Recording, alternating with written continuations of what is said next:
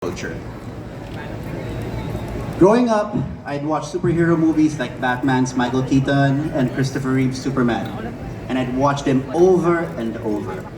On TV, I would wait till TV Patrol on Channel 2 is over and watch Ghostbusters. Saturday mornings, I would wake up to watch Waltz 5, Bioman, Ultraman, and Mask Rider Black on Channel 13.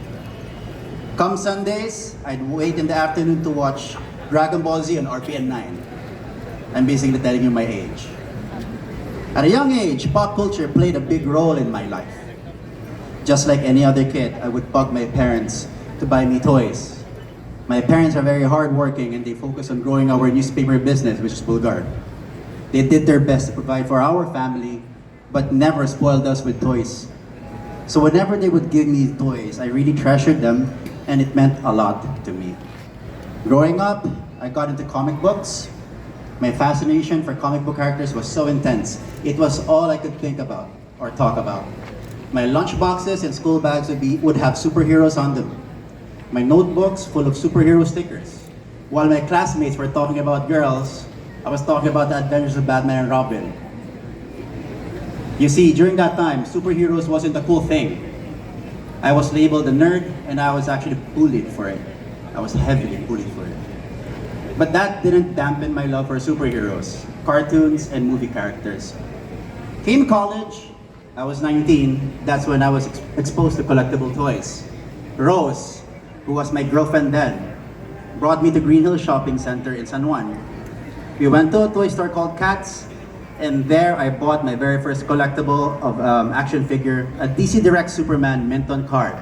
That changed my life forever. I would save my allowance just so I could buy a toy weekly.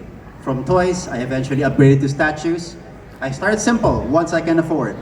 Mini busts, scale statues. I remember going to Fully Booked by Jaime Diaz in Rockwell and Maxi by Ren Cayetano in Eastwood, where some of these rare statues were displayed.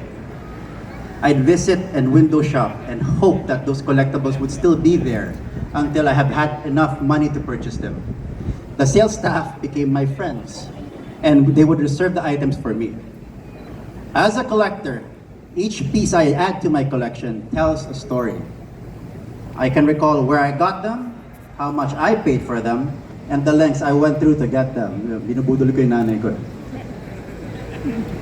Eventually, my collection grew and it invaded our house. My parents noticed and they thought it was weird. They thought I was crazy. Imagine, they would enter the living room, Chucky the killer doll would be there to greet them. They thought that my hobby was a waste of money and space, but since they saw how my hobby made me happy, eventually they went along with it. My father bought me my very first Darth Vader life-size bust as my college graduation gift. He would then show his support by helping me crate and pack balikbayan boxes whenever I'd hunt for collectibles in the States. My mother would just shake her head whenever the FedEx guy delivers a new statue to our doorstep. From small toys to scale statues to life-size statues and props, my collection grew out of proportion.